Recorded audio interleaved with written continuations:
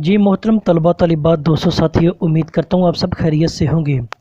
आज उर्दू अदब के जो तलबा तलिबात और ख़ासकर जो पीपीएस के हवाले से तैयारी कर रहे हैं या उर्दू के तालिब इल्म हैं, उनके हवाले से आज उर्दू के मुख्तसर नस्ब नामे पर बात करेंगे, यानी उसके आगाज़ व इर्तिका पर, और किन बादशाहों के दौर में और कौन सी रियासतों ने उर्दू अदब को परवान चढ़ाने में अपना किरदार वो अदा किया है। यानी मुख्तसर तौर पर कह सकते हैं आप कि हमारा जो आज का मौजू उर्दू अदब का नसबनामा हम मुख्तसर तौर पर समझने के वाले से कोशिश करेंगे। ये बात होता है कि जब अरब के लोग ताजर जो तिजारत की गर्ज से हिंदुस्तान में आते तो यहाँ की जो मुख्तलिफ जो बोलियाँ थी, ज़ुबानें थी, उनका जो इतलाक़ वो अरबी और फ़ारसी ज़ुबान से हुआ था, तो उनकी एवज़ हमारी जो उर्दू ज़ुबान वो वक़ूफ़ पज़ीर या तख्लीक होती दिखाई देती है। जब ये लोग हम देखते हैं कि बहमनी रियासत बाकायदा तौर पर इसके आगाज़ व इर्तिका के बहुत ही अहमियत की हामिल है। जब बहमनी रियासत की बात करें तो बहमनी रियासत जो आगे चलकर मज़ीद 5 हिस्सों में वो तकसीम होती है।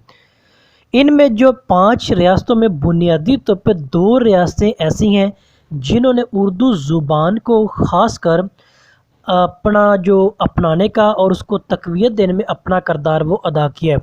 उन 5 रियासतों में जो 2 काबिल ज़िक्र रियासत वो बीजापुर की रियासत और दूसरी गोलकंडा की रियासत है।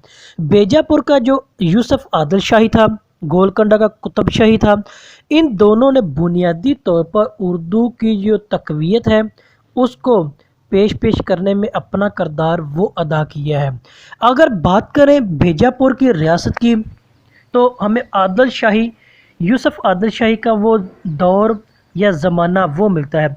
अब इसके दौर की बात करें तो हमें यहाँ पर जो इनमें जो शायर हज़रात थे या उर्दू को अपनाने वाले जो लोग थे, उनमें हमें अशरफ बियाबानी जिसकी मसनवी में नौसरहार वो मिलती है, एक बुनियादी तौर पर उर्दू को परवान चढ़ाने में अपना किरदार ये शख्स दिखाई देते हैं।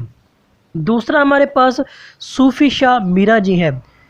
इन्होंने तसव्वुफ़ पर जो बुनियादी तौर पर बात की है और शहादतुल हकीकता इसकी जो बुनियादी तसनीफ़ तसव्वुफ़ के हवाले से जो उर्दू मैदान में हमें वो मिलती है।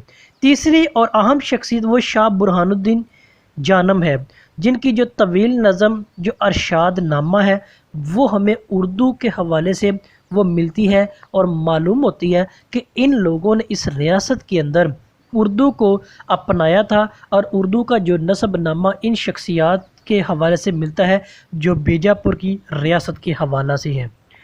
दूसरी जानब बात करें तो हमारे पास गोलकंडा की रियासत आती है, तो जहाँ पर हमारा जो पहला साहब दीवान शायर कुली कुतुब शाह भी हमें मिलता है। इसमें हम देखें तो हमें सबसे पहले जो बुनियादी शुरा हजरात हैं, शायरों का जो तज़किरा हमें मिलता है, उनमें मलक खशनूद का तज़किरा मिलता है, कमाल हाँ का तज़किरा वो हमें मिलता है, काजी महमूद बहरी का, हसन शौकी और नसरती वगैरह इनका हमें तज़किरा वो मिलता है। और इसी दौर के जो 5वें जो बादशाह थे वो कुली कुतुब शाह थे, जिसको उर्दू का पहला साहिब दीवान होने का वो एज़ाज़ भी हासिल है, वो भी इसी दौर का हमें मिलता है।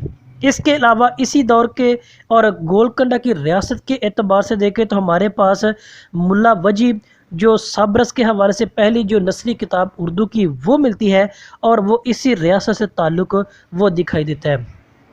इनकी जो बुनियादी नज़म वो कुतुब मुश्तरी, जिनमें मुख्तलिफ सितारों का तज़किरा भी मिलता है, सैयारों का भी मिलता है, वो भी इसी रियासत से ताल्लुक़ रखती दिखाई देती है। इसके बाद गवासी का तज़किरा इसी रियासत से मिलता है, जिसे मुल्कुल शुरा के नाम से भी जानते हैं। इनकी जो दीगर जो हैं तसानीफ़ उनमें तोती नामा है, सैफुल मलूक है, बदिउल जमा, ये मसनवी इनकी बुनियादी वो अहम और पेश हमें नज़र आती हैं।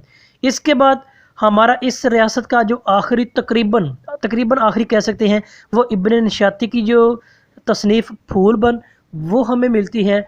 और ये बुनियादी तौर पर उर्दू का नसबनामा हमें इन 2 रियासतों से मिलता है और इन्हीं अफराद की जो कलम निगारी के ज़रिए आगे बढ़ता हुआ दिखाई देता है। मजमूई तौर पर देखें तो इस सारे जो दौर का जो बुनियादी जो गलबा देखें तो वो गीत निगारी पर वो मबनी होता है। گیت نگاری آپ بہترین طریقے سے سمجھتے ہیں، یعنی گیتوں کا، سنگیت کا جو تعلق ہے وہ دیکھیں تو اس درباروں کا، ان بادشاہوں کا، ان شاعروں کا جو تذکرہ ہم نے کیا ہے، ان کی شاعری بنیادی طور پر اردو کے نسب نامے کے آغاز و ارتقاء کے حوالے سے اپنی مثال آپ بھی ہے، اور انہوں نے خاص کر گیت نگاری کے حوالے سے اہم پیش رفت اردو زبان متعارف کروانے میں اپنا کردار وہ ادا کی ہے۔